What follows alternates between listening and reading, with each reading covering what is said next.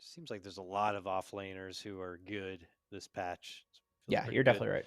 If you have a shallow hero pool as an offlaner, and you're even going to be fine. Something will work out for you.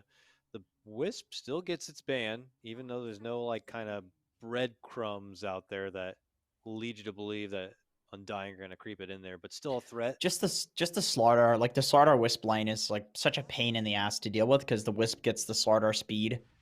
So that's really annoying. It's true. Lots of But regen too. what about this? Is this the possible lane pairing? Is it Snapfire, Slardar, Cookie into Crush kind of a thing? That seems pretty deadly. Yeah, it does. I mean, any combination of these heroes seems quite deadly, actually. Like the Enchantress creep into Cookie, if you have like a Centaur, you have the Enchantress slow into Slardar spells or Snapfire spells. Like these are just really strong heroes at fighting with each other. And the more heroes they pick, thank God. Please let this be. Thank God. Z-Freak. Please let that be a Z-Freak hero. But from Undying side, every single hero is good against Roche. You got Untouchable to make him just not attack. You got Corrosive Haze, and you have a little Shredder, minus attack armor. Or minus attack armor. That's an interesting... Maybe they'll add that in the next technically patch. It's attack armor. I mean, you're not wrong. It's like auto attacks. But I really feel like Roshan is just, especially the second Roche, is just so important these days. We typically see in pro games, once that second Roche is done, if the team that's already up gets it, the game just ends pretty much 90% of the time, I feel like. So it gives you like this, you can just do it even earlier this time around and get that early shard on somebody. Which, Slardar Shard, pretty good. It's a good one, yeah. I like it quite a bit. Shardar, good against Mirana too, because you take her out of the invis. Like you scout all the invis heroes around. Very nice. Wraith King. Tomato Wraith King coming out here now. He's feeling pretty good about that pick. Not feeling too threatened by anything Mirana or Clockwork have coming out. Serious good Roche lineup. Heavy physical damage abuse with the Slardar. Wraith King's really annoying if you're Clockwork because you just go in and hook him, and then he presses skeletons, and there's like 8 little guys hitting you, and your battery assault is literally nothing. Like Clockwork against this Wraith King will literally never, ever, ever, ever kill him. You need some other crazy combination of heroes unless to kill. It's on cooldown because he used it in the jungle for farm efficiency, Jenkins. Don't forget about it. That's true. Okay? That's yeah. But they do have a lot of initiation. I don't know what the build is these days on Wraith King, but Blink Dagger's not that uncommon. You have that on top of Slardar. You have the amplified damage that we talked about. So I like their lineup a lot right now. It just makes sense. Sad, but it's not like their lineup is bad. It's just unknown what these positions are potentially, right? Like the Nature's probably could be a huge flex. We have no clue. We've seen it 5. We've seen it position 1. We've seen it all over the place. Nature's Clock seems like a pretty decent lane. You got like the melee frontliner guy that can set up kills for you, and then Nature's Prophet just sits there and right-clicks people. Okay, Invoker. Oof, okay. Huh. So the Cogs into Arrow. There's the clock setup, yeah. And Sunstrike on top of all that, potentially, if you go for the Exort build. I still feel like they need some other sort of setup. Like Clockwork does not seem reliable enough to set up the Arrow and the Invoker spells. What if it's a Sprout on a Cog? That's pretty good. You need a Quelling Blade. Still counters. That is simultaneous. Yeah, not so good. Or a cookie. Cookie. Yeah. That is problematic. That's tough. I won't lie. So I think some Faceless Void carry, maybe. This is like some offlane Nature's Prophet. That could be possible. It's like, can't forget that this hero is traditionally an offlaner, even though it's being picked as carry mostly these days. Yeah, I like that Void. Invoker into Chrono. I do like that a lot. That's a lot of damage, especially if you get Ags with Cataclysm. Yeah. Ooh. But Void has just felt, I don't know how you guys feel, it's just felt very slow. If you have the damage in the Chrono, then maybe you can get away with it, but it just feels like it's so item dependent to start taking off at some point. Like Wraith King will just get his farm. It feels like no matter what, but you can shut a Void down, That's true. You can't just go into the jungle right away. I think a lot of the time we see the Voids fail, it's been like against Puck, where the coil just makes the hero look so pathetic. So it is a little hard to judge, but I agree. It does feel slower. It's like, oh, okay, guys, 5 more minutes. Chrono's up. Oh, that was a pathetic Chrono. Okay, guys, 5 more minutes. It's like, all right. But they do have the combos this time. Yeah, Sucks other into Wraith cores King, out though. there, I guess, is Lifestealer. How does Lifestealer match up with Wraith King? There's options for him to get into the fight. Whoa, hold on a second there. That's a one position Nature's Prophet. Okay, okay. Or a Just- one-tied gentleman. One That would be cool. tied. Who's would the love 5? to That's see what it. I want to know. Who's the 5? Who's the 5? Take your bets here. I don't know. I'm guessing Clockwork and Z-Freak's going to play the 4 position think- Mirana and 3 I think position you tied. probably want to lane the Tide versus the Wraith King because you just absolutely pathetically shred all of the skeletons. Wraith King feels like a non-factor against this hero, and I think a big reason you pick Wraith King, it's like obviously the respawn is a big reason, but then the other reason is the summons. The fact that he can actually push lanes without being in them makes him such a strong carry, and Tidehunter nullifies that completely, which is not so fun to be Wraith King in this sort of matchup. I mean, we were gloating. Well, we were gloating, but we had heard gloatings about the Nature's Prophet 1 position, and now it's going to be Old Man Fear's turn to take it. We just saw Arteezy do it earlier today, and now Wow, Void Void Spirit's the Spirit. last pickup. Classic. Pretty nice lineup there from Z-Freak Undying. Mirana. Thank you, sad boys. Okay. Thank you. Suns Don't fam, disappoint, Z-Freak. Don't make me look like an idiot. are you backing him up just with that alone? Absolutely not. Undying will win this game. But Z-Freak's going to Alright. look good doing it. All right, that's all we can hope for. Jenkins. I'll go Undying too. I think their draft is very well rounded. All right, let's see if it's going to be a 2-0 shellacking Sunday or if Sad Boys are going to have an answer for that and take us to a game number 3. We head to a break. When we come back, it's time for Trent and GoDz to take over. Thank you, panel. We're here. It's time now. Game number 2. I'm GoDz. Joining me is Trent. And Trent, still not a whole lot of faith in Sad Boys' chances here in game number 2, it sounds like. What? No, come on. I don't know what they're talking about. Position 1 Prophet, extremely good. Big Yep. fan. So I think if anything, this is a good way to set things up. They got some like global pickoff potential, some nice combos. Moo has found another offlane hero to play his position 5. I think the Perfect. stars are aligning for a clear victory. Z-Freak Mirana, Suns fans been calling for a while, so it does feel like, if there's a game for a victory. I mean, the thing is, a game's not enough. You want to win the series here. That's where, you can actually make a difference in your final standings. That affects your prize money. Even if Sad Boys can't go to the major, there's still prize money they're competing for. So Very true. we'll see if this is going to be the game to do it. Yes, and as much as I love Sad Boys heroes, I would, it would be unwise to not mention how many amazing heroes they also have for Undying, I guess. Dubu on the Ench, bit of a signature classic there. Saberlight on the Slardar. I feel like that's one of the first heroes I saw this guy pop off on. It used to be his Slardar and Centaur when the two heroes weren't even like that relevant competitively over in some faraway Europe land or something where he was playing. He first showed off his skills. We'll see if this is going to be the recipe for a 2-0 for Undying. Early rotation through the enemy jungle, seeing what they can get done. One of the heroes I haven't been sold on lately has been the Wraith King, though. I don't know if you feel the same or if you've got a different feeling about the hero, but I feel like the hero has felt a bit slow at times. Yeah, I think the Radiance Rush is falling off a little bit, thankfully. Far more armlets. We have a lot of very good items in Dota right now. You don't have to go Radiance. I mean, you can go it after the armlet as long as your game's good, and that's totally fine. But I think like picking it into like big team fight always feels pretty good. You're not too worried about like EMP or whatever. It'll be fine. The mana burn isn't a real issue for the Wraith King gamers. You're going to have that wand later on. He's got the stick already, so... All right. I mean, speaking of the EMPs, we've got an Invoker in the game. Always a fun hero to watch. Are you thinking it is Quaswex still the build, or is there any chance we get that X-Sword Sunstrike kind of play here? That's a good question. You don't actually know these days. You can definitely go either way. Very unusual to see someone come to lane without taking anything. That's for sure. And you finally grab yourself a Quas. Yeah, it's...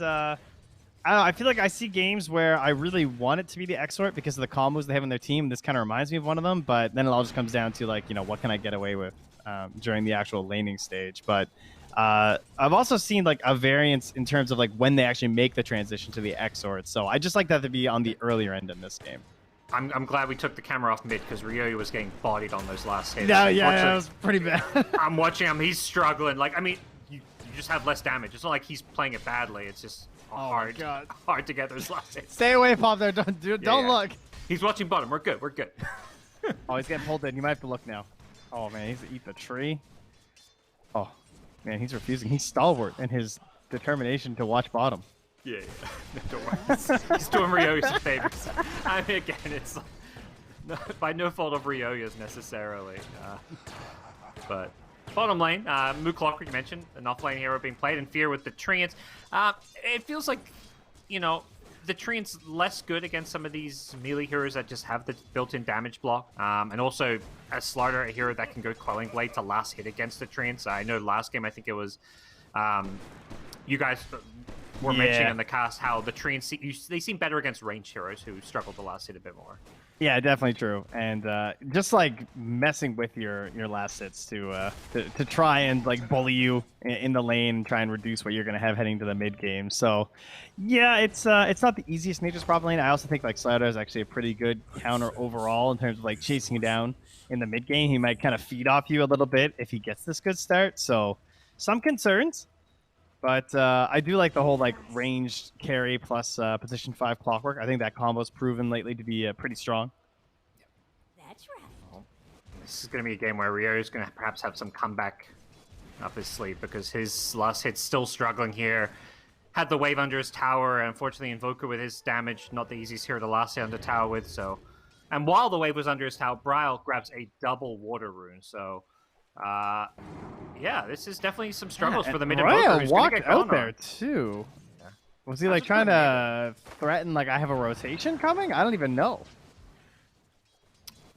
Yeah, hard to say. And he has to commit a tornado, which is a good chunk of mana. So not good for him. Over at top, Z-Freak though, being pressured, no mana for a leap. Gets it now, goes for the leap, but it's too late. Duba got the right click off.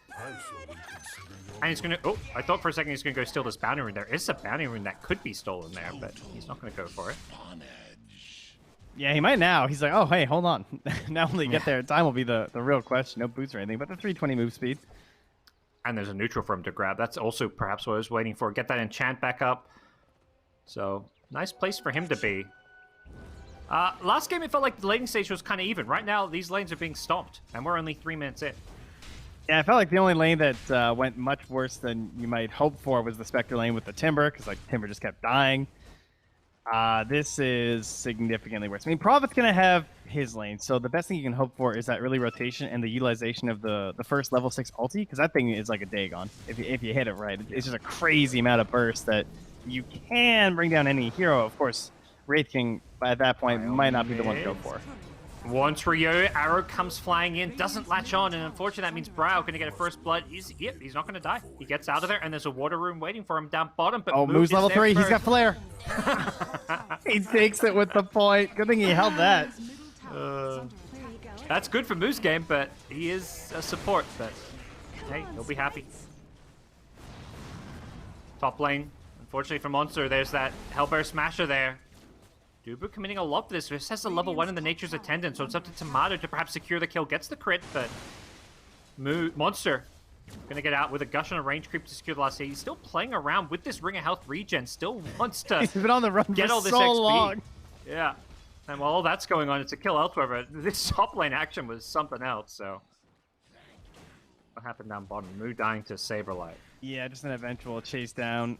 Moon just spends a lot of spells, takes a lot of damage, but we'll just run on home and give all of this over to Saberlight as our first nighttime appears, and Z-Freak's just messing with the Dubu and the creeps. But yeah, there's the heal, so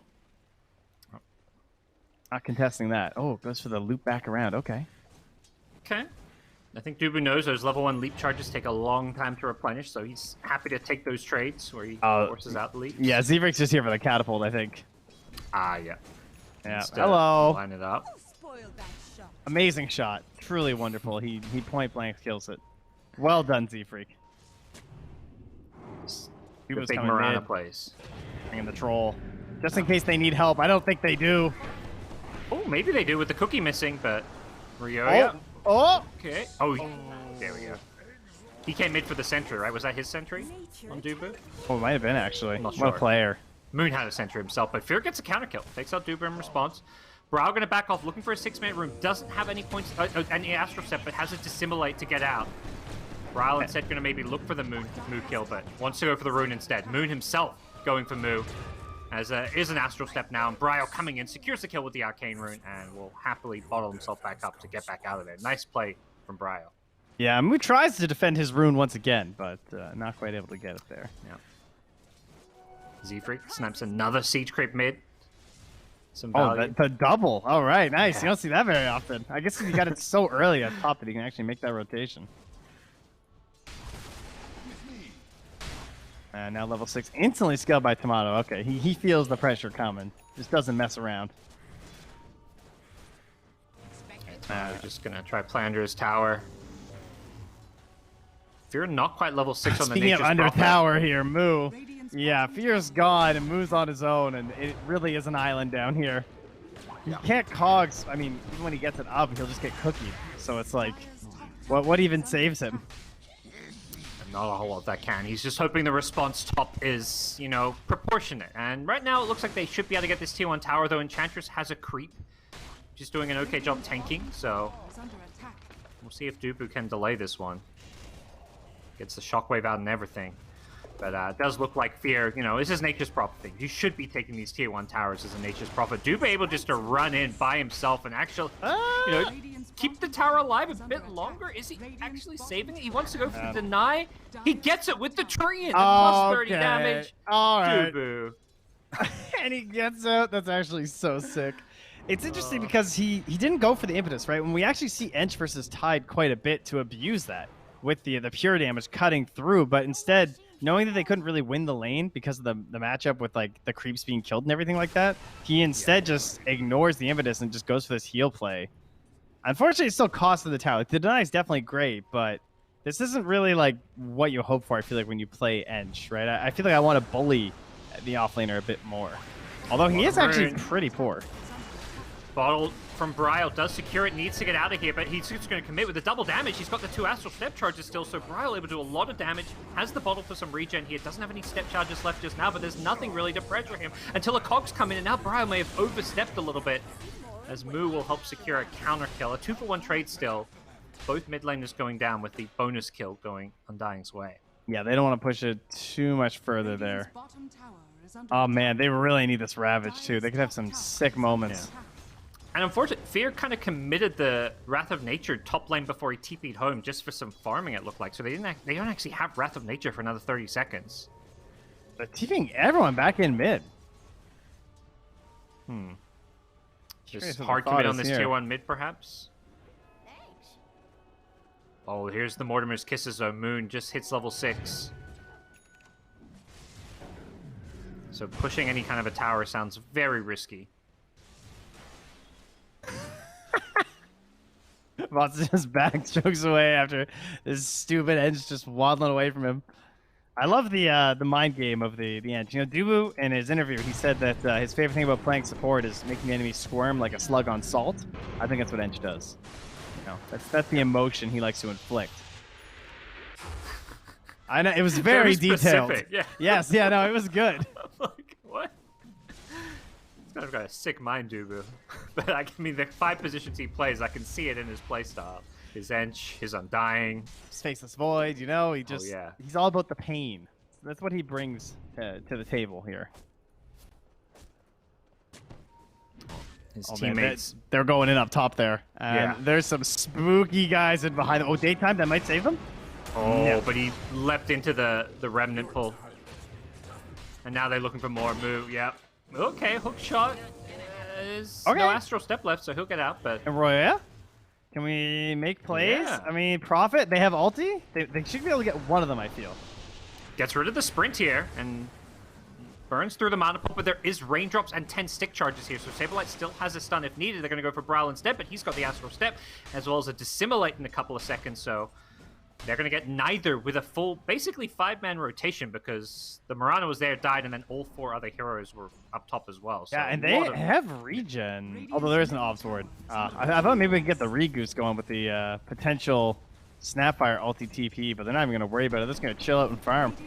Yeah, well, if they can get a tier 1 mid, that'd be fantastic. They get the Lil Shredder out for the minus armor with the Siege Creep, but they got to back off now. Oh my god. Every time I watch Dubu do this, dude, I just want to like queue up an Ench game. Like, he's so annoying. Yeah. He always plays in the enemy triangle. He's like taking their bounty runes. Now he's playing in their jungle on the bottom side of the map. He's scouting with these creeps. So Oh no, damn pesky. I cursed him. They've had enough. Moo says, let's set this one up. Zfrig's gonna back it up. And whoa, Mortimer's Kiss is raining in. That's some good damage here. He changes target to Monster. And I think, okay, he still does get the kill on Moo. It's kind of like a Jabay. He's like, okay, I'm done going for you, Moo. And then, no, he still had one last glob. They actually just gave away that ward. Dubu was paying attention, and he noticed that he got hit uphill there on his Hellbear, so that they know the ward's up on the pillar by their sentry. Okay. So I'm giving the ping too. That's where the courier goes flying out to do some dewarding, maybe. Some stacks coming out from Moon. As Mado has the armlet. Radiant's queued up next. Well, Bryle actually jumps in here. Gets the kill quickly. Can he get out? He doesn't have any astral steps left, and a perfect counter initiation from Ryoya, that Quasworks Invoker. Great at kind of counterplaying this, but Undying have so much minus armor.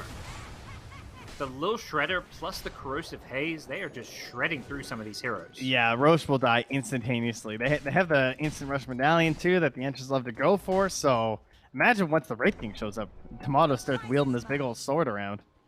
Yeah, he's going to be having a good time. Any target he's hitting. Well, 5k gold lead early on for Undying, who just happened to play. It's very different the last game where it was like, let's just sit back. We don't care that Spectre's farming. We're going to have time. This time around, it's like, yeah, let's just keep on fighting. They've even gone for the Midas. I was going to say, Saberlight knows a Midas. It's a fighting Midas, you know? You get more of those bastions.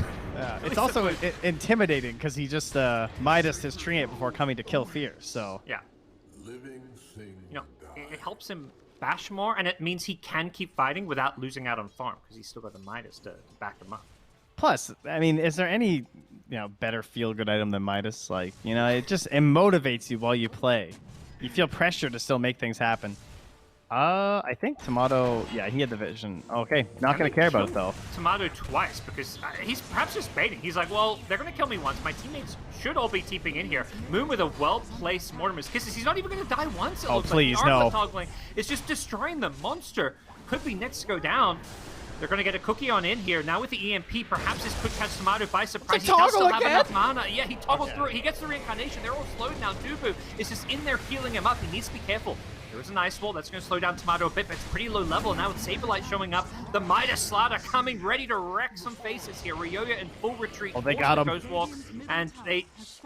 detection? Nothing? No, they have that cross phase anyway. Oh, Haze, yep. Okay. Yeah. I'm about to say, they're not hitting him. They've got the Haze. Ryoya is just being played with. They're not actually hitting him. They're just toying with him. They're actually toying with him.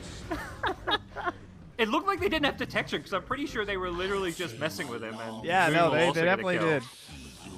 Oh, Moon's just, Zfrig, yeah, okay. Fair enough. I mean, this is the crazy thing about this snap build, is that you can actually solo like any other support, too. You do so much damage when you right-click them. Oh, he'll be cogging. Hook shot. Move goes in. One Saberlight. Cookie on out. Okay. And it now hurts. Move. It does hurt. Ooh. Ouch. Oh, please, no. They don't have reincarnation, though. They want to kill Tomato. Some nice Saberlight's coming back in. TP out. No, they've got to get Tomato. Oh, no, they can't. The medallion. Dubu. What a gamer. And the Centaur stomp to stop the chase. Zfrig gets some revenge on that Centaur, but it does not feel good for Sad Boys. They're sticking around right now. They don't have Snap Ult. But everyone else is back to full HP, because Ench. Yeah. Oh, Zfrig runs into them. This is the worst situation for Fear. Like, Saberlight's just going to kill him now. He has lost his game. Like, you have the Witchblade, but if you're not right next to someone who can bail you out, the Slider is just going to latch onto you. Well, things looking very, very grim. Dubu's going to come in with the D-Ward, but does get gone on without. Yeah, his Nature's Attendant on cooldown, so does end up going down there. Bryle shows up with a Moo hookshot to stop Saberlight's initiation.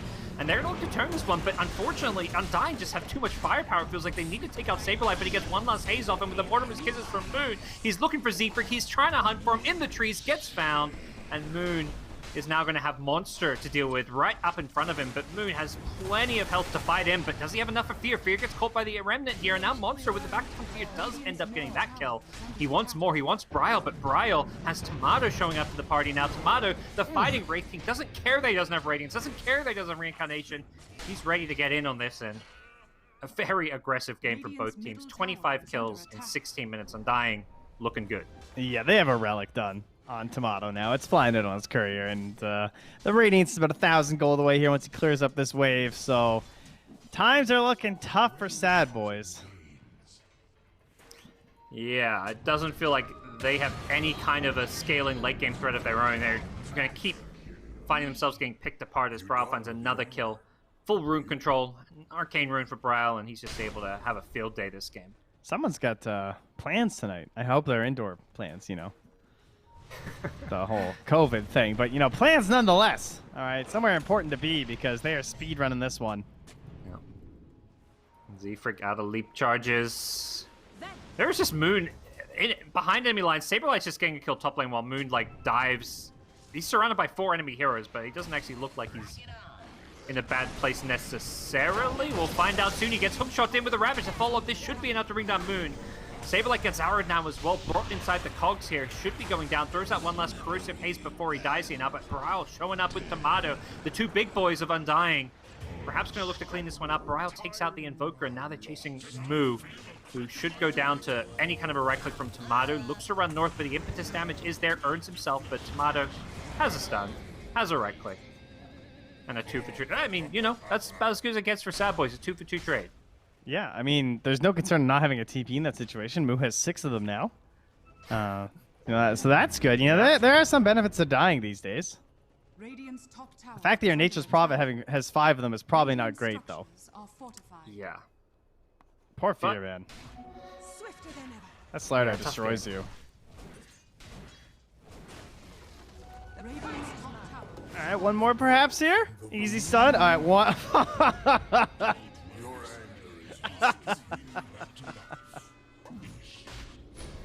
Oh, that was gorgeous. I love that. That's the king, baby. Yeah, I'm sure there's a lot of viewers who hate seeing their teammates pick. It's probably one of the 4s that people hate seeing on their team, I feel. Oh, yeah. Mirana, as good as the hero worst. is, but... Yeah. No, I mean, good players make her look great, but she's the pudge of, like, having an excuse that she's somewhat good. Yeah. Pudge might be better now, honestly. Well, they're raining on Sad Boys here. Saberlight perhaps going to go down. No, maybe not. He's okay. Yeah, he does. Fear's there with the ultimate. And now Monster, has an arrow to help him out here. Catches out the Snapfire, but the Yule Scepter going to stop Monster from running away. And Tomato gets one last swack off with his sword. Oh, and he tips the feeder. Very good idea, you know. 3 deaths now for Saberlight? I don't know, buddy. What's going on? Almost as a BKB up next. Yeah, okay, cool. Who's drawing that line? All right, Tomato just says, I'm marching. I'll be there eventually, guys. Feel free to start a fight. They're right under a ward here, and yeah, they're going to initiate in on Bryle. Hookshot into arrow. Bryle has an Aegis, though, and that also should reveal the fact there's a ward up there, but... All right, just get out. They had like 4 minutes left on that Aegis. That is amazing. Be very happy. Do not get got in the second fight.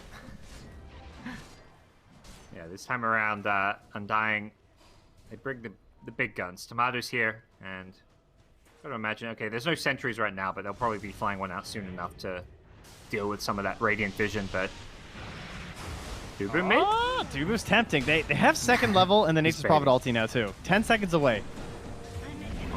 Arrow comes flying in, catches up Moon. If they can get him, that'd be a nice kill. They have. Oh, Dubu's looking to share the Sunstrike. He's just, like healing, sitting next to him too. I mean, I guess it's level 1 Sunstrike. Yeah. Maybe he's just playing inch. My bad. Yeah. Dubu's brain is just too big. No. He just wanted to get in the cogs. There you go. That's of the dead clockwork. You know, that's all it was. Tier 2 tower could... Oh, Saberlight going to blink Sun in. Bryle's there to follow it up. The Ravage comes flying in as well, but the Saberlight from Bryle meant that he managed to dodge it. Saberlight's going to give away his own life for this fight. Bryle's going to be careful. He's got no spells for a couple of seconds. Needs to dissimulate to get out of this one. Should be okay in a second. Force Staff out. Dissimulate, but he takes a lot of damage from a Maelstrom proc. Bryle getting healed up now. Needs to dodge the arrow. Does do so. Full retreat. Dubu going to throw away his life for the greater good here, but Bryle with an Astral Step is the one who gets saved thanks to Dubu's selfless play. They're still chasing. They want Moon. Maybe even Tomato. They'll get Moon for now. Tomato looks to be out of this one. I mean, that's no ulti, too. Like, that could have been really bad if they managed to catch on to him, but they will definitely take it. A very surprising amount of kills, frankly, for sadboys, considering the situation. But it does cost you your Ravage, so the next fights will be kind of bad. But at the same time, you got a Ravage fight outside of the Roche timing. So that means that it's not like they can punish you on a Roche respawn or something. And Monster takes a couple dignity swings at that mid-tier 1 tower and says, aha, well, at least we hit it this game. You know, that's a win. That'll get him some building damage on the old stat scoreboard. That's the one. Perhaps could go looking for some assists for the old scoreboard. Gets a gush out. There we go. Monster's like, all right, got some more on my KDA. Hook shot in. They're finding some action here. Moo doesn't have a cogs, unfortunately, to follow up the hook shot initiation on the Bryle, and this could lead to his own death. Force Staff actually catches perhaps Bryle by surprise there, as Moo went forcing in. Now he uses his second Astral Step charge just to get back to safety, and Bryle could be looking to set up another kill here. The cookie stun. Zefric under a sentry ward. Gonna go down. Almost. I think that hook shot initially was meant for Dubu, and he missed and it hit Bryle. Oh. That's kind of what it looked like, but I'm not sure.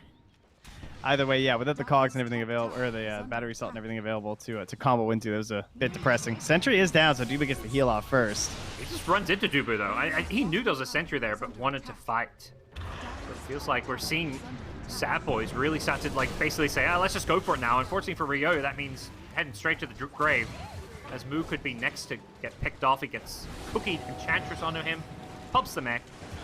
No escape, though, and nothing sadboys can do. Fighting without the Ravage, you know, if they had the Ravage, I wouldn't mind this, but... Exactly. I don't know. I feel like they almost felt like they had Ravage there or something, or there's some miscommunication, because that could have been a great way to actually set up for a turnaround fight. It's difficult when you don't have the Blink Dagger, but you actually kind of baited them into perhaps a counterable situation, but there was nothing there.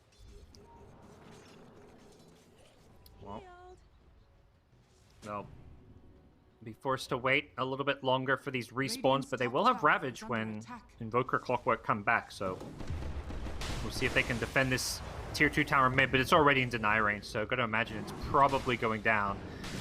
Ooh, nice arrow dodge. Does get denied, but they got the tower, and yeah, they're pinging the outpost. I think they just really wanted a tier 2 tower so they can get this outpost control. Man, it feels like just a straight up like core matchup problems across the board in this one. Like Wraith King versus Giant cooldown ulti, the Void Spirit into the Invoker, and the Slider into the Nature's Prophet. But Monster, he's trying it. This is their hope. Yep. He's got a Ravage, but he doesn't want to pop it now. He's waiting for a better time for it, but he's getting brought so low. And these Mortimer's Kisses, they're going to bring him down before he can even cast it. The arrow, it's going to follow up and catch Moon on the backline, so you're canceling the Kisses, but Moon's still alive somehow. Force Staff away with a Glimmer, and they've killed off 3. Zefreak trying to run and hide in the Roshan pit. He's been hazed up, though. They know exactly where he is, and yeah, Saberlight was there with a stun if needed. Split up and farm! Yay! Furious out in time. Okay, that was closer than I anticipated. Yeah, Tomato's just high ground. That's cool. Yep. Forget Aegis, forget next Road. Right, we're ready to go. Let's see it with the little Shredder, though. Oh no. I went on the tower, not on Fear. Well, I mean, that forces out Fear's BKB. Tomato still has a BKB of his own, and it's level 3 reincarnation, so a very low cooldown. I don't really see a world where they can kill him a second time. I like that play from Undying to force the BKB. They're going to look to turn and fight. Nice 2-hero crush initiation. Monster getting caught with the Clockwork. Could be the death of Saberlight, though. He does not have a BKB, and now Dubu taking a lot of damage here. Saberlight gets glimmered up. He's out, and the Sunstrike not going to find him. Oh, too many Force Staffs. The Glimmer Capes. There's just too many defensive items on the Dire side. Cookies, and now the heal comes out too. I'd like to see that shard. I mean, we already have the shard on Saberlight. That one's crazy good, especially with the initiations he's been hitting this game. These pesky invis heroes. And Tamadu opting for the shard on his Wraith King, so he doesn't have to worry about that EMP at all this game. Nice, nice. Super safe, especially when you already went for the big BKB too, but I can appreciate it. Well, move from sadboys. They want to get out of their base. They haven't got a Ravage here, but I think they're just feeling like we've got to make something happen. It's going to be a Void for initiation. Nice. Arrow. Oh, unfortunately, he had the Aeon Disc, assembled it. Perhaps a decent enough time to get him out of there. Ryoya is now home free. He's got an Arcane Root, so he could look to even turn this one around here. Sorry, Bryle still fighting and holding strong here. Buyback from the Invoker. That's going to look to turn this one in Sadboy's favor, but they've already used up everything, and they don't have a Ravage to play around. The arrow's going to land. That might have saved Fear, no honestly. Yeah. Hey, this was running out soon. Bryle's chasing. Damn. Perfect purchase, by the way. The Aeon Disc, like, you know, the only way they come back is these solo pickoffs like that. And, well, that's what happens if he didn't have an Aeon Disc. That would be him instead. They're hitting this combo really well. The hook shot into Cogs push plus arrow, but... And I think that, like, speaks to this whole idea we have about this team. Like, these are all incredibly good players, you know? These are all known names that are just really struggling to get it together, you know? Or maybe we're just giving them too much credit compared to how much Dota has grown and how names can't carry you anymore compared to consistent play and practice, because, I mean, Undying are on another level.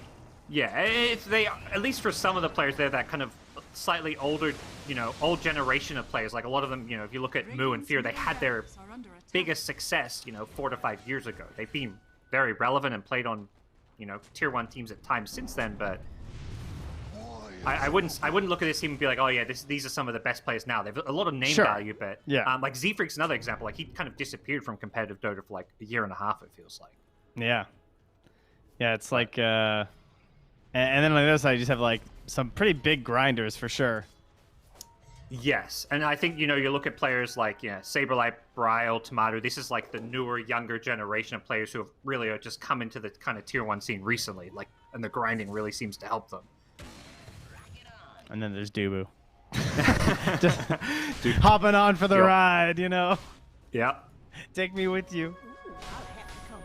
But I think they're up. Well, hold on. I thought we might have a bit of a fight here as Moo gonna get caught out.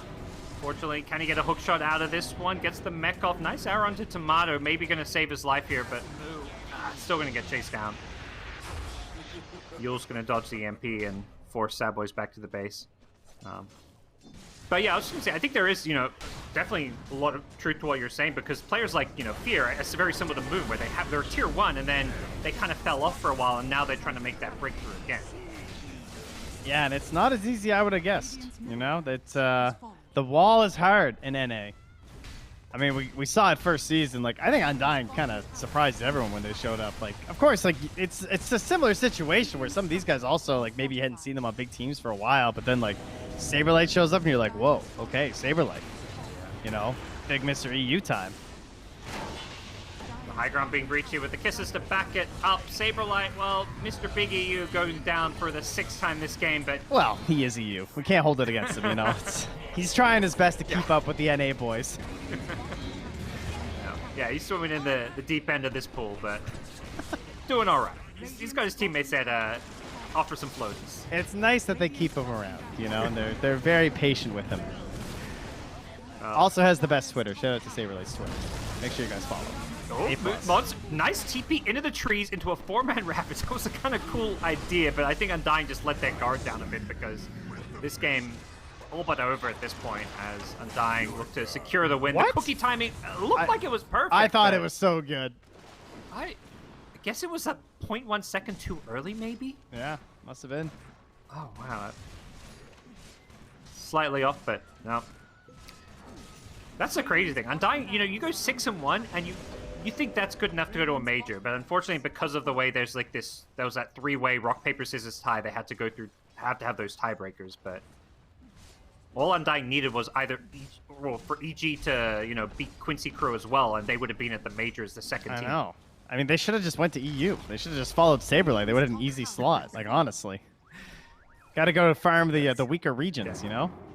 Oh, don't worry. Some NA players are already onto that. We had Snake King hop on over. PPD's over there coaching. You know, he's figured it out, some of these guys. Geniuses. It's all right. They like it the hard way. They want to grind their way through their other top dogs. What is it? Iron sharpens iron. That's what they're here doing with Quincy Crew, EG, and Undying. And they're not disappointing us with what they're setting up for in these final weeks. This has got to be the craziest region in that regard. Because everyone's just undefeated, and it's just going to be like the finale of like the Avengers movie or some shit. Like, we're just getting all the heavy hitters together to figure out who the hell's going to win this thing.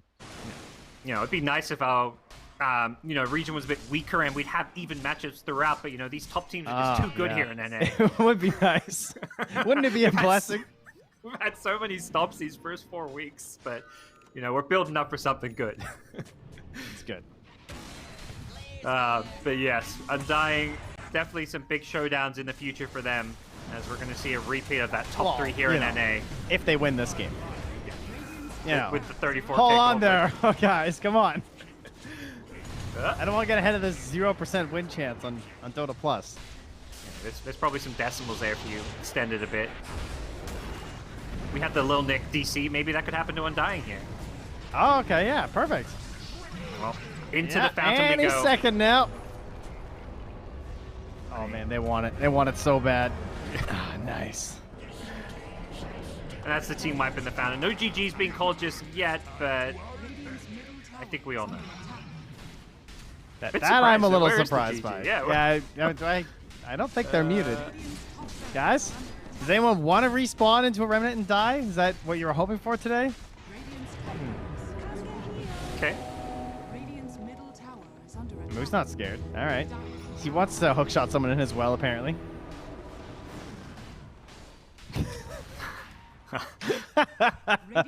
Ladies and gentlemen, welcome to the North American region here. Moo is just looking for something to Midas. Oh, he got it. There it is. What a gamer. Helping his GPM out. Yeah, we can GG now, Slider's guys. got triple Midas. Saberlight, he knows what's up. Oh, shit. Now that is disrespectful. The game's not even over. Maybe that's why they're not GGing. All right, okay. Yeah. You guys better figure this out here.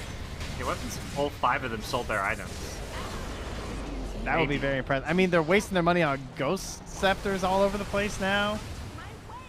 Oh, yeah, okay, guys. Now, seriously, guys, we gotta kill the building. Seriously. Saberlight's trying to end this game. no, guys. Yeah, the guy with the 3 minuses is trying to get everyone to actually end. He realizes he bought 3 minuses. He's like, wait a second. I can't fountain dive and have fun with 3 minuses. So can we please end it? I can't believe someone has 3 minuses for longer than a minute. Oh my god, they're gonna get out. Oh, this is just awkward. They actually have a useless slider all of a sudden. They've got 5 alive. Can they hold versus Mega Creep? I mean, they have tied. If he bought like a Maelstrom or something. I mean, this has been... Look, if this was an Overwatch case you got, this has been a full minute with triple Midas Slider. Is that griefing? I don't know. He wasn't one of the ones in the fountain. Oh, that's a tough one. I don't know. It's like he dropped them, you know? No.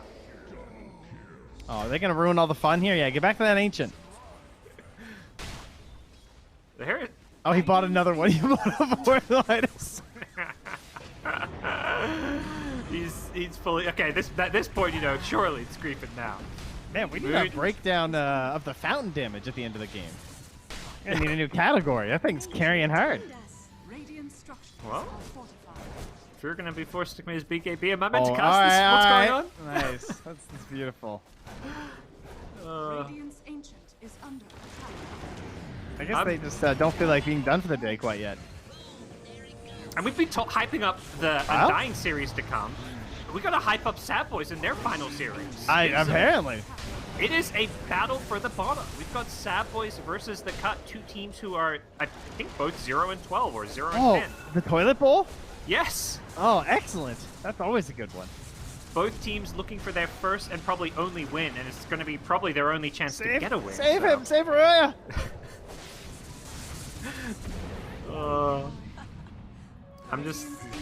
I like that no one else is selling their items. They're like, guys, we could actually maybe lose if too many of us sold our items. Saberlight's on the way, guys. Wait for me, everyone.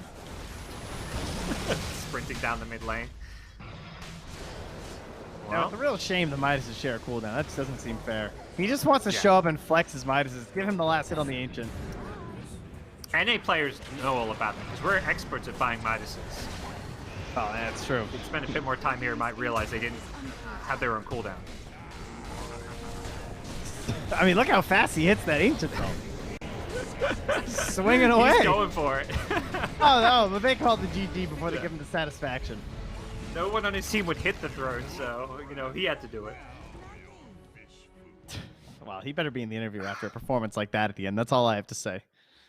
Yeah, break down the end of game Midas trends. Who knows what the meta is for when you've got a 40k gold lead mega creeps, because that was something wild. Well, I believe Z-Freak said that our laning power would be shown off versus Undying. That was like something they were kind of hoping for. And I feel like that, unfortunately, they really didn't set themselves up very well, at least in this game particularly, to have very strong lanes. Like you're versus an Ench, one of the best laning setups. So no matter what you send, it's going to be difficult in some regard. And Monster ended up being pretty poor. But at the end of that, Tomato was free farming under his tower. And then you have this Nature's Prophet versus the Slardar. And even in the lane and then right into the mid game, once Saberlight had the Blink Dagger, Fear's game just kind of ended.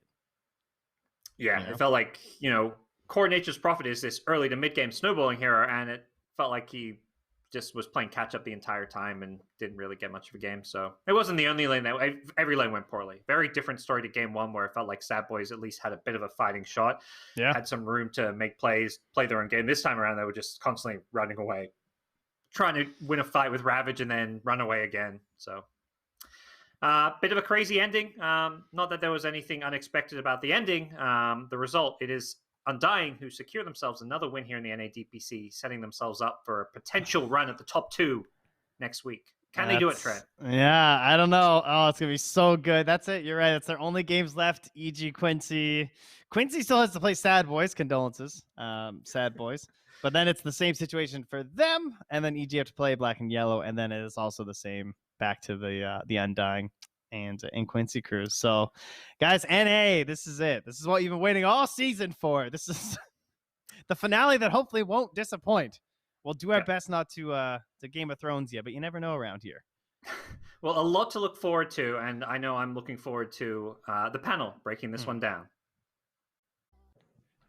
Welcome back, ladies and gentlemen, and that will conclude it. It's Undying who get the win. Sad Boys, continuing to try their best. A bit of a show, a bit of entertainment, certainly there at the end, but more convincing if you look at the stat line on this one. Undying get it done and remain as part of the big 3. No crazy upsets, no plain spoiler from Sad Boys on this one, gentlemen. Of course, back with Jenkins and Sunsfan. Sunsfan, I'll start from the outside here if you want the opportunity to take things more on the positive light and talk about Undying showing for game number 2.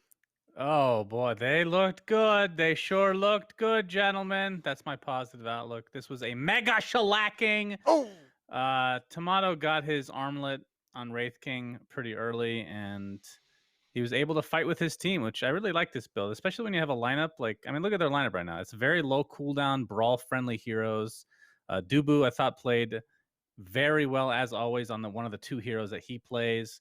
I really like the Midas purchases from Saberlight this game. I think that really synergized well with the right-click nature that is Slardar and his bash. Got to get that 4th hit as often as possible. But, yeah, they just looked on a different tier. I think it was even... last game, I think it was pretty even in the laning stage. This one wasn't, and it just snowballed from there and lasted, for some reason, 10 minutes longer than needed.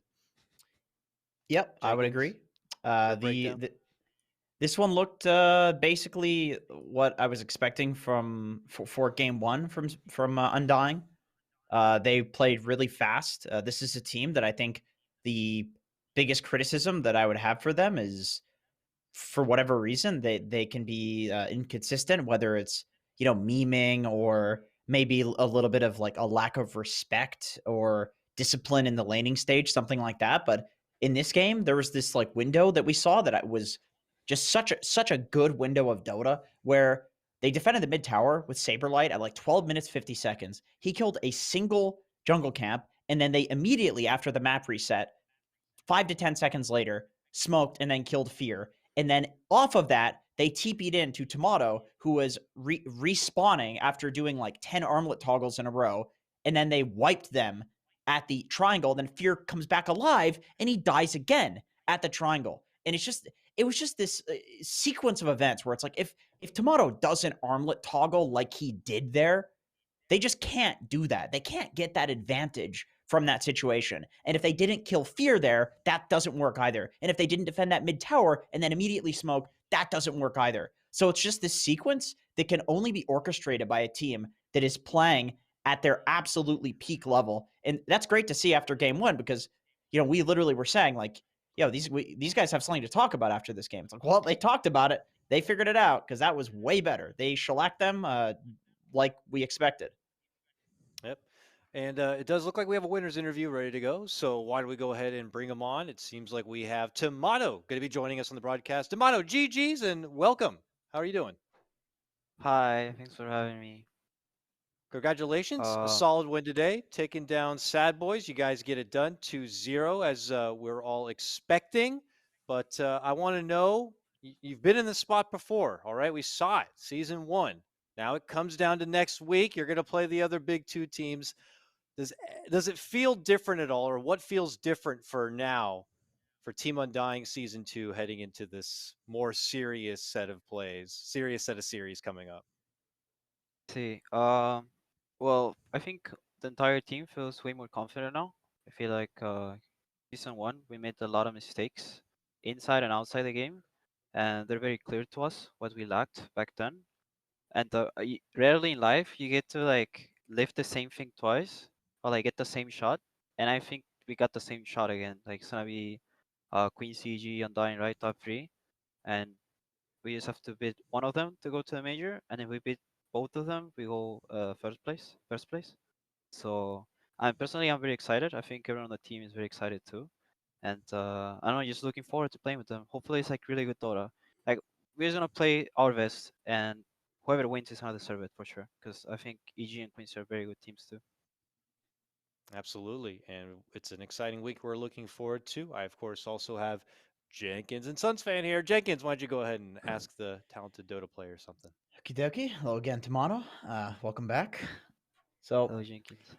I noticed that you're hard carrying a lot more of these games than you did in season 1, where you were kind of running around and being really active. I know in the series today you were really active, but there's some other series where you are playing like this, the hard farming carry. And I'm wondering if that's like a conscious choice by your team to be like, okay, Tomato's going to be that guy that like 1v5s for us instead of Bryle this game. Like we need to be more like diverse in how we allocate farm on our heroes. Like was that a conscious choice, or is that just coincidence from the heroes you guys think are good? It goes both ways. Like season one, it happened is like for one core to be heavier farm than the other, like the carry and the mid, right? They're like brother and brother. I don't know. Point is, you gotta like. There's only so much farm in the map the heroes can take. So if one hero is farming a lot, the other doesn't have to take farm. And for Brawl, it happened that from his past teams, he didn't have the best carries. So he kind of got into this mentality that he only played really greedy. So when I joined the team, like, you know, it was like our first month together, we kind of just came up with strategies. And I was like, I'll just play fast. Brawl's like really greedy. But with the time of like getting to know each other, and personally, I feel more trust from my team now. So they give me more space. And I feel like they believe in me when I get like this super nice pick and I'm going to carry the game. So it goes both ways. I think Brawl has adapted more into giving me more space as well as the team, and we already did well the strategy where like I'm active and Brawl's like farming. So now we can do both of them, whatever we feel like is good for the game. Cool. Super interesting. Okay. I guess I'll ask you the same question we asked Arteezy, because we got to ask the food questions. If you could eat one thing for the rest of your life, not gain any weight, get all of your vitamins, what would you eat? Get all my so I see something that I wouldn't get tired of. Personally, I like raviolis. Is that how you say it? I like them a lot. I feel like you can always change the sauce, and they're really easy to make. Like when I have scrims, I buy a lot of like frozen raviolis, and I don't know, I just make quick sauce, and then I freeze them, I cook them, and it's so nice. Like every time, it's just great taste and little effort. So I love them. That's what I'll eat the rest of my life. Good choice. That's a good Oh, yeah. choice. Raviolis. Well, I nice. fuck best with thing ravioli, about- bro. The best thing about ravioli is you can fill it with chocolate if you get sick of the the tomato sauce, gentlemen, That's as your dessert. You disgusting. could What That's you can turn it into disgusting. anything you want. All right. Anyway, Don't- Tomato, congratulations. That was not part of my commentary, by the way. I have 3 questions for you, young man. God. Okay. Oh my goodness. So you must like it. first, I know, guys, I know. Can you talk to me about the last 5 minutes of that game? Please give me your commentary on what in God's green earth we watched. Oh, okay. So I was gonna hit top Rex, and Dubu said Rosh is up, and I was like, "You guys really wanna Rosh? I mean, you can just get Megas and in the game." And he was like, "Show them discipline. Show them how disciplined we are." And I was like, "Okay, let's go Rosh. Discipline." And then we hit the Megas, and they were kind of clown. Like we would have ended the game if like Sadboys was like playing it serious. But I saw like Monster pumping his Ravage, and like fake casting it. So, and then like we kind of see Fiordora next to the fountain. We're like, kill Fiordora, guys, go kill Fiordora. And then I don't know what happened, but we ended up like 5 men diving the fountain. It just happened too fast, man. I can't really remember properly. The blood got in our Right. eyes and everything just got the blur. We just dove the Very fountain nice. for fear. Yeah, good shit. Okay, second question. I mean, that was very entertaining to watch, obviously. Why do you like position 1? Well, I used to play mid before, and reason mainly why I quit mid is like back then when I played, it was like I feel like it was a lot of pressure into like before there was like a lot of mechanical stuff going on mid lane, and when like the observer watched the game like from Caston, they always like hover their camera in mid lane, and he missed one last hit, lol, like okay. So I didn't like that of mid lane. I feel like with carry, it's a nice mix between mechanical and mob reading.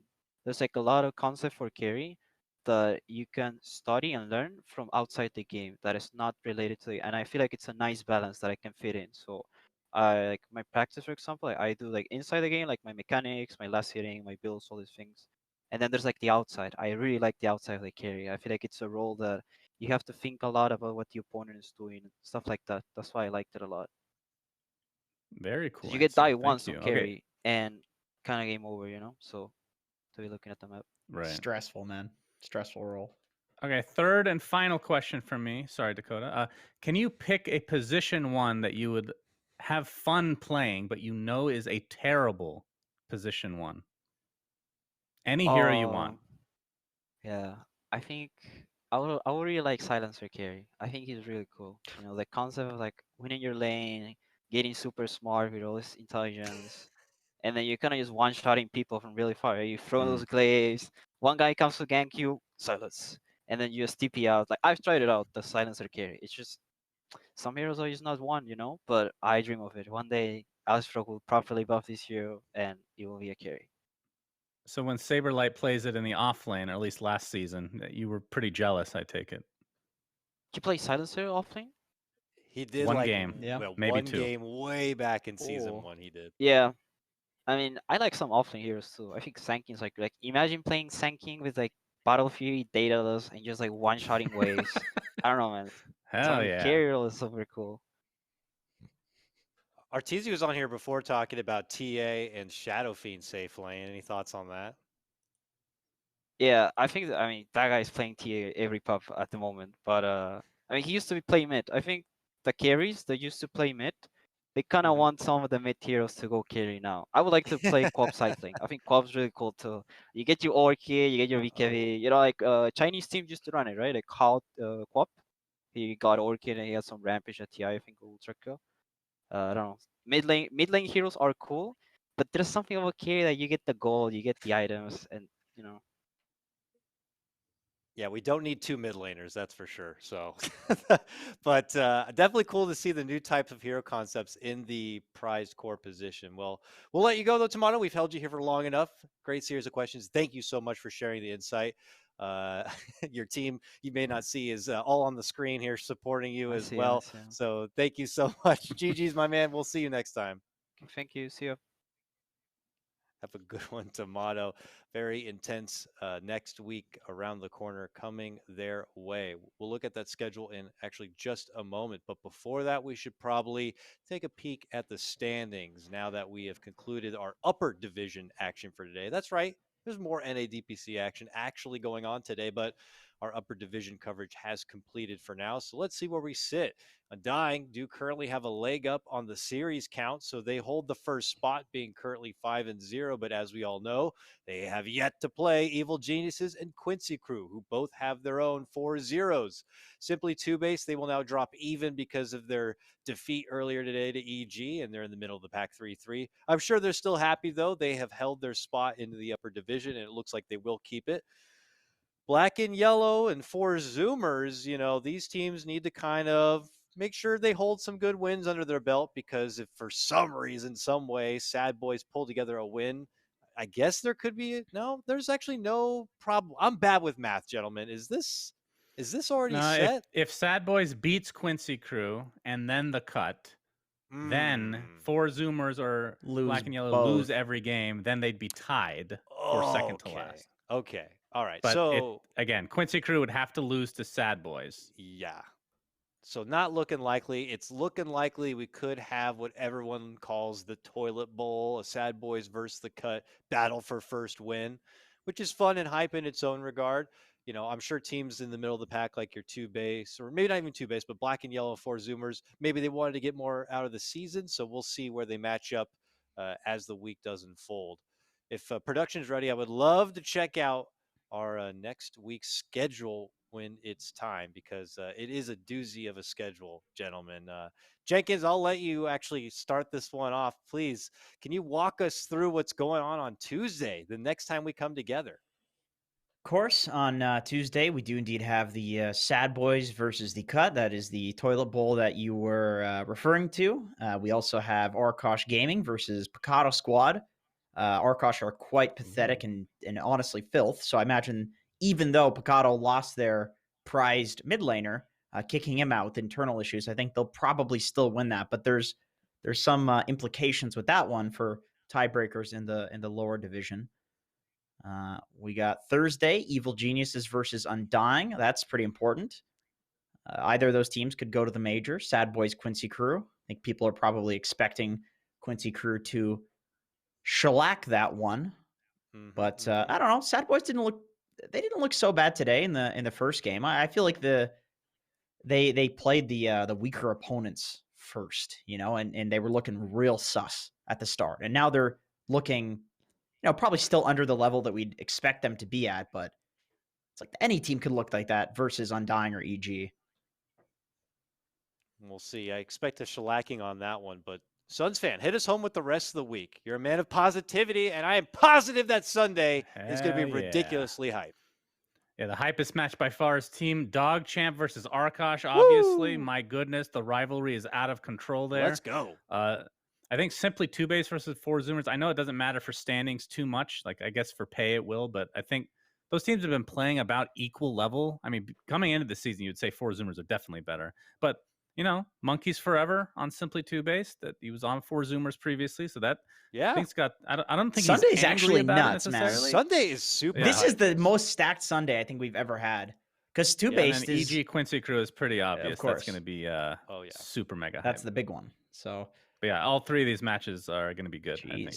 Huge day on Sunday. I mean, Thursday's got a doozy of its own. EG versus Undying. The next time we return is on Tuesday, which, as mentioned, is the toilet bowl. So, I know our schedule has not blessed us with the most exciting, tense of action. It's looking like the upper echelon are really in the upper echelon type, and we're seeing a lot of 2-0 smackdowns. But, even these lower tier type of matches, your Sad Boys versus the Cut and the Two Base Four Zoomers and such, those are going to be tight. So I am excited and looking forward to that. Final thoughts on the day, gentlemen, before we send it over to the other crew. Jenkins, I'll start with you. Well, just on the upcoming series, I think if Wind and Rain can manage to take a game off of Picado, it basically screws up the whole lower division. There's Picado all of a sudden can't be in a tiebreaker anymore with the Arkoshes and the Dog Champs and whoever loses. So that's there are potential implications there, and with their kicked player, it could actually happen. All right, and Suns fan, any early thoughts on you before we go about Wind and Rain versus Picado squad sending it over? What do you think? Should be very entertaining to say the least, Jenna. Picadas look pretty good. The couple games that we've watched for when we've done the coverage ourselves, but it's going to be some hype casting, no doubt, gentlemen, because Jenkins will not be there. That's for sure. We do have instead in his place the wonderful and talented duo of MLP and John X Fire. So you want to stick around for that one. It does look like that match is scheduled to be in probably about 30 minutes time. You can expect MLP rather, and John to be live here. So goodbye from us here on the Upper Division broadcast. Jenkins, Suns fan, Allie, Trent, Lyrical, and Pop Tart. We'll see you next time. Take care now. Come on.